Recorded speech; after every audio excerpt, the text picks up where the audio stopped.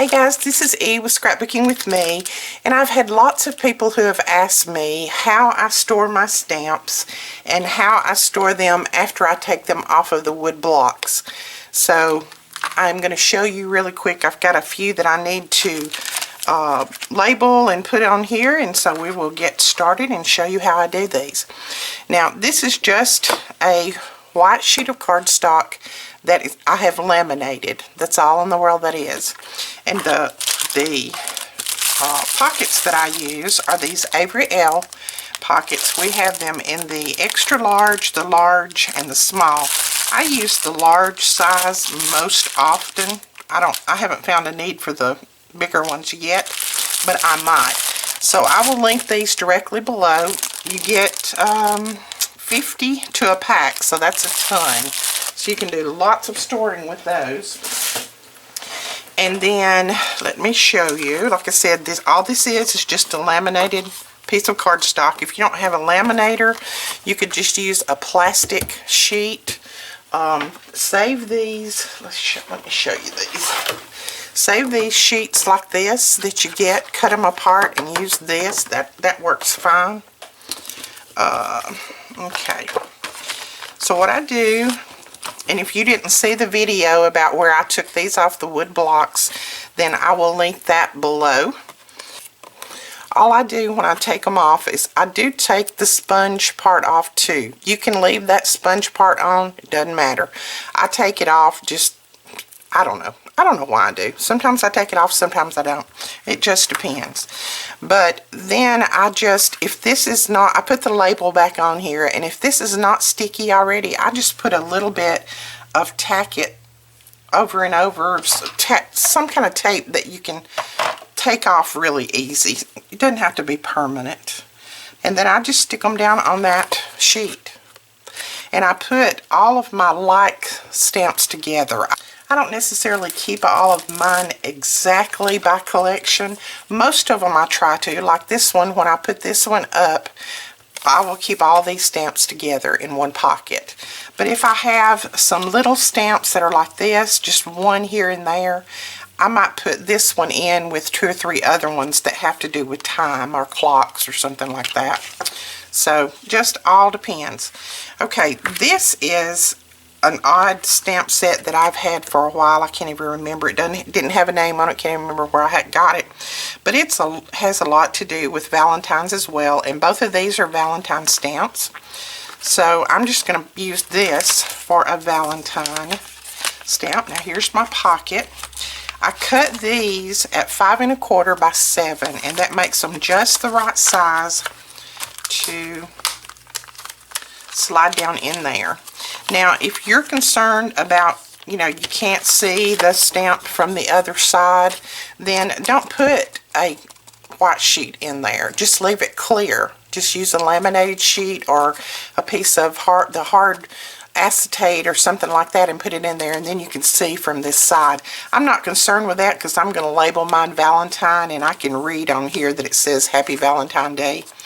So that's how I do that. And then I take my label maker, and let's go back. And since I don't really know, I've had these for a while, I don't really know what collection they come from. If I knew what collection, I would put up at the top the collection, but I don't really know, so I'm just going to put miscellaneous.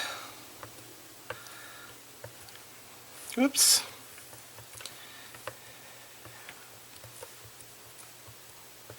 Miscellaneous Valentine. That way, I mean, these hearts can be used for something different than Valentine, but I'll know when I look at this that most everything in here has to do with love, hearts, that kind of thing. Valentine. I gotta make sure I spell Valentine correctly. And then I just print it out. So I've just got Miscellaneous Valentine. Now I cut that little edge off of mine.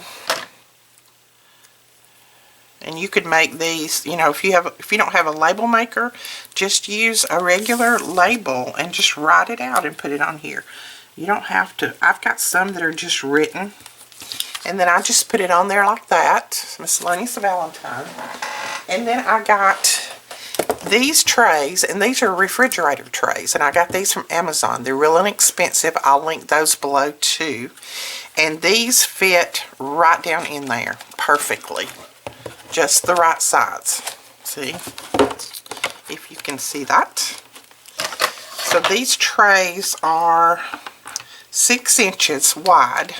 So those will fit right down in there. So you see I've got May listed there. And then I've got Sweet and Sassy. And then when I get a bunch of them in here, when I've got 2 or 3 like this, I don't worry about it. But when I get quite a few in here, then I will put a divider between them. Like I'll put a divider in here that says May stamps, so that I'll know all of these from here back are May stamps. And then I'll put a divider in here that says Sweet and Sassy, so these will be Sweet and Sassy stamps. And I divide my categories like that. But that's how I store those. Those little trays I use them for everything. They're really hard plastic, so they work great. On this Technique Tuesday stamp, it's already got a nice piece of plastic on both sides, so I don't do anything else with that except slide it down in one of these pockets, because I don't see any sense in having to use a laminating sheet when that doesn't need to stick on anything else. And then I can see it really good. And all I do now is just, and I abbreviate a lot. I put TT for Technique Tuesday. And, okay, Inspired Dragonfly. And you could do a lot of these and then print them. You could save some print tape if you did that. I'm just showing you this for demo purposes. So see, I do that. TT Inspired Dragonfly. So I know this is Technique Tuesday, and it is Inspired Dragonfly stamp set. And then I just put it right there at the top in the middle. And then I put it in there. Like I said, when I get enough of these, I will divide out the categories that they're in. But that is exactly how I store all of my stamps. Love these trays and love these stamp storage pockets.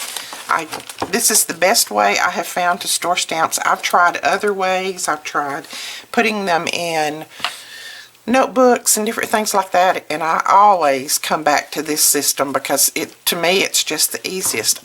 When I get this full and I have them categorized out, I can just flip through here and say, okay, there's my May Easter right there, so I'm ready to go. Okay, let's do another one.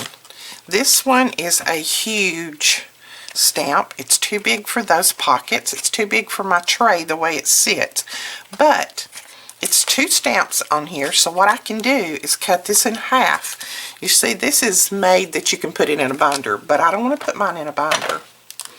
I want to put this in my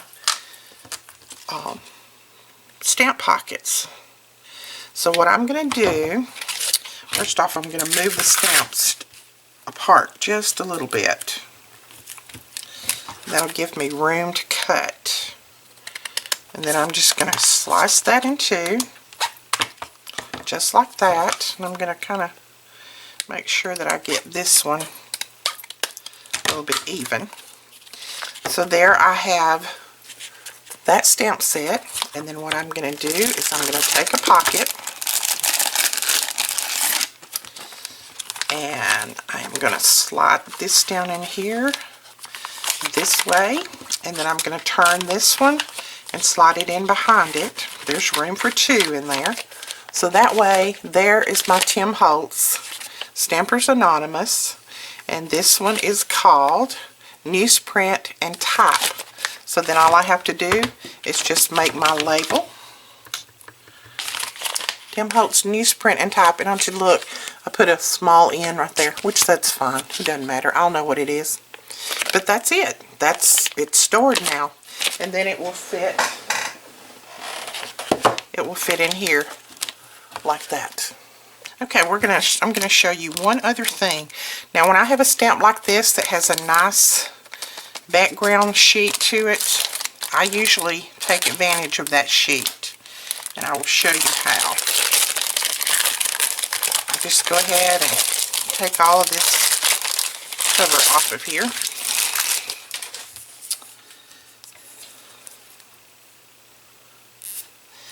Now, this is a Stampinda stamp, which it says right there. And I take one of my pockets,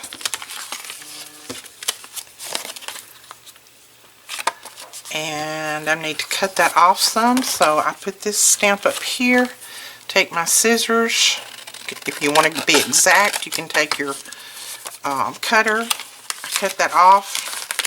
I slide that down in there, leaving that backing there with it. That way I already have that labeled in there in case I need to know it when I'm doing a video or something. I already know what that is. But then I go ahead and I do my label and put on there as well. Okay, so let me show you how I make the dividers like this after I get my stamps put in the pockets and labeled and all that. I make a divider like this. Like those behind there will be May stamps. And let's do a Sweet and Sassy one. Now, I just use scrap paper. I don't care. It doesn't have to be white. I just use scrap paper that I have in my bin somewhere that'll use that up. And it kills two birds with one stone. I cut this at, let's see what I cut this. This is cut at 5 1/4 by 8, about 8 1/2. Okay, so that'll make it stand up a little bit above the stamps that I've labeled. And then I use my tab punch, put it in there. It will cut through the laminated part. I did laminate the sheet. It's a little bit tougher, but it'll do it. And then I use the small one, just like that. And then if you don't want to trim it with this knife, you can trim it with your paper trimmer. I use this knife. It cuts it fine. Slices right through it, just like that. So there is my little tab. And let's do a sweet. Now, if you didn't want it to abbreviate, you could make your tabs the large size. I like mine to stay small, so I just abbreviate. I know what they are, like that. Sweet and Sassy. And then I just take that backing off and put it right there at the top. And then I just put it in here where Sweet and Sassy is. And there we are. Oh, whoops, I meant to put that on the other side, didn't I? So let's pull that off.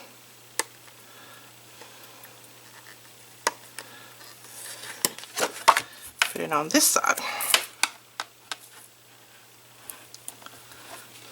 There we go. See, I didn't take out my goof up. So put it on there, Sweet and Sassy. So there we've got Sweet and Sassy and May. So the stamps behind this will be Sweet and Sassy, behind there will be May, and they stand up above the others, plus they're different colors so I can see them. Okay? Alright guys, that is it. I hope this helped someone. If you have any questions, let me know. Like I said, I will link the products that I used below. And we will talk to you guys later. Please don't forget to give us a thumbs up and hit that subscribe button so that you don't miss anything. Bye-bye.